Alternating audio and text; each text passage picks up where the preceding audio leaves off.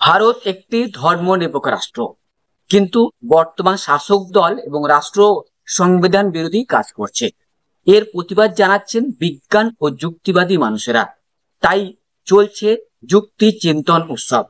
সারা ভারত বিজ্ঞান ও যুক্তিবাদী সংস্থার তরফ থেকে শ্যামনগরের রবীন্দ্র ভবনে আয়োজন করা হয় যুক্তি চিন্তন উৎসব, যেখানে বিভিন্ন বিজ্ঞান ও যুক্তিবাদী সংগঠনের প্রতিনিধিরা জোরালো প্রতিবাদ জানান।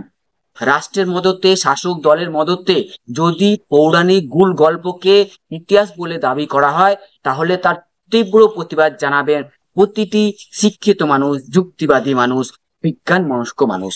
তারা প্রত্যেকেই যুক্তিবাদী বিজ্ঞান আন্দোলনকে জন আন্দোলন রূপান্তর করতে হবে, তার দাবি তোলেন, বক্তব্য রাখেন। তো চলুন শুনি। আজকে আমরা যে জন্য উপস্থিত হয়েছি সেটা হচ্ছে আমাদের নিজেদের মধ্যে একটি আলোচনা।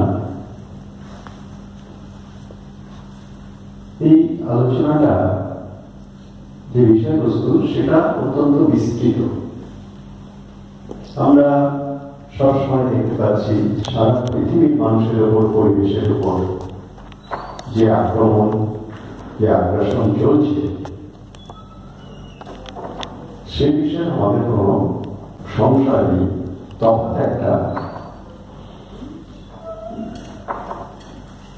আমরা দেখেছি যে শাসকেরা বরাবরই বিজ্ঞান চিন্তার উপর, পরিবেশের উপর, মানুষের উপর তারা আক্রমণ করেছে। কারণ শাসকের ধর্মটা, শাসক যদি হয় তার ধর্ম। এইবারের আগ্রাসন, এবারের আক্রমণ দুটো দিক দিয়ে একটু তফাৎ। প্রথম যে তফাৎটা সেটা হচ্ছে এতদিনের যে আগ্রাসন সেটার একটা ধারাবাহিকতা ছিল। আক্রমণ, তার বিরুদ্ধে অভিযোগ, তার বিরুদ্ধে প্রতিবাদ, প্রতিরোধ, এই সংগ্রামের মধ্যে দিয়ে আমরা চলেছি। কিন্তু ইদানিং যে আক্রমণটি হচ্ছে বিগত 10 বছর ধরে, সেই আক্রমণ ইতিহাসের গতি উল্টে দিয়ে আক্রমণ।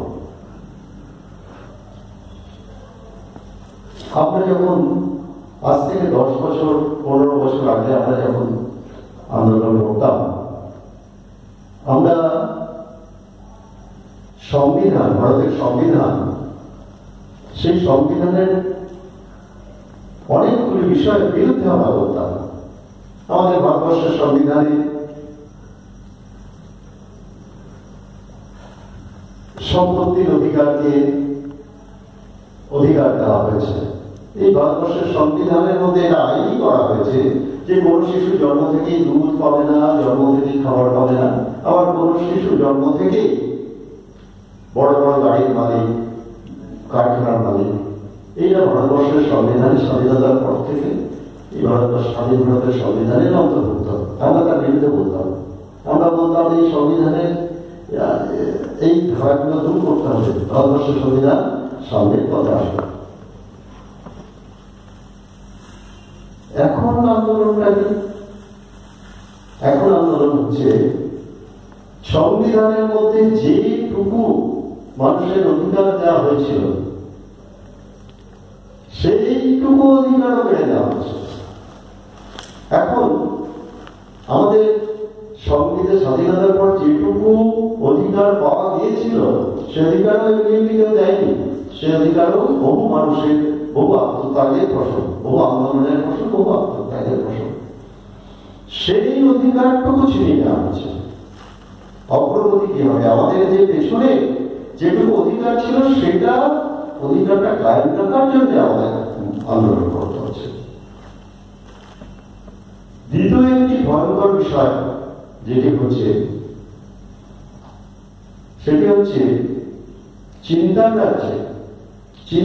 রাজ্যে পুরনো সামন্ততান্ত্রিক ধারণাকে ফিরিয়ে আনার চেষ্টা এবং সেটাকে শ্রেষ্ঠ বলে প্রতিষ্ঠিত করার চেষ্টা, আর প্রায়োগিক ক্ষেত্রে বিজ্ঞান এবং টেকনোলজি, সায়েন্স এন্ড টেকনোলজিকে সেটাকে প্রচন্ডভাবে ব্যবহার করা। এই ব্যবহারটাকে সমাজবিজ্ঞানীরা এটাকে ফ্যাসিবাদের লক্ষণ বলেছেন, যে যারা চিন্তার কাছে সামন্ততান্ত্রিক চিন্তাকে প্রতিষ্ঠিত করে কিন্তু তাদের অর্থনৈতিক ক্ষেত্রে, জীবনযাপনের ক্ষেত্রে বিজ্ঞান এবং প্রযুক্তির সর্বোচ্চ ব্যবহারের চেষ্টা করে, সেই ব্যবস্থাটা ব্যবহার করে।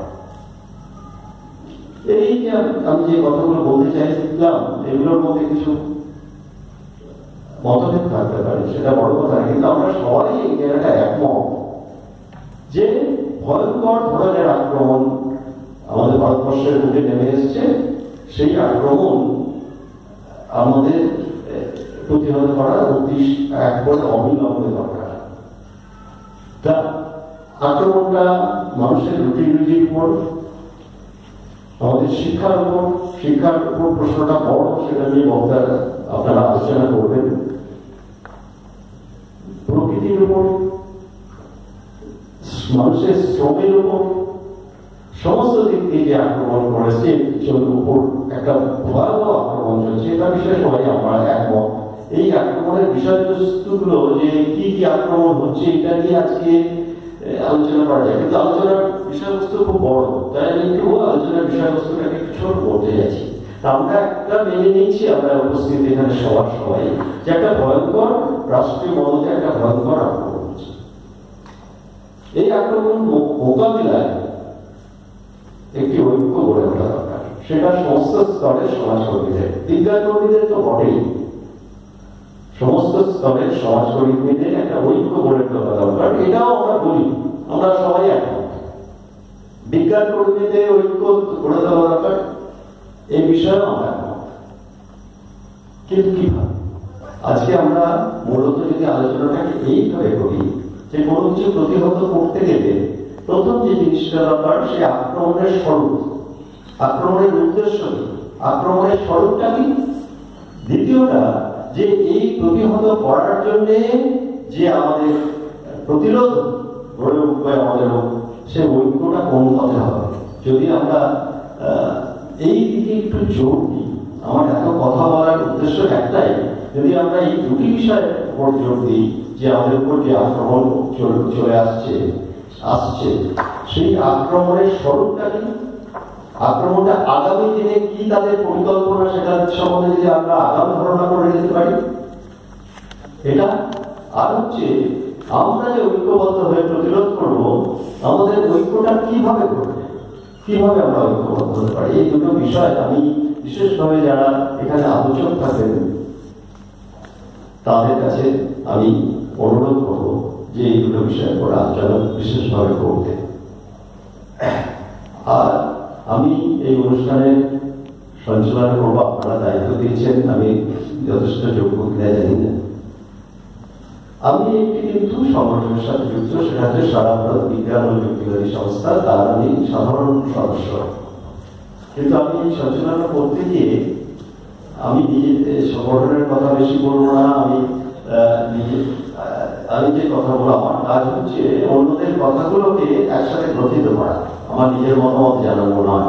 কিন্তু এই আলোচনার ফাঁকে ফাঁকে যদি আমার কিছু মন্তব্য যদি আসে, সেগুলো আমার নিজের মন্তব্য বলে ধরবেন, সেটা একেবারে সাংগঠনিক মন্তব্য ধরবেন না, সেটা বলার জন্য সাংগঠনিক বক্তব্য বলার জন্য সংগঠনের প্রতিনিধি আছে। তো আমরা আলোচনা শুরু করি এবং আরো বিভিন্ন সংগঠনের বক্তারা আসবে। আমরা যদি যুক্তি চিন্তন উৎসবে উপস্থিত অন্যান্য প্রতিনিধিরা আর কি বক্তব্য রাখলেন তুলে ধরবো অন্য একটি পর্বে।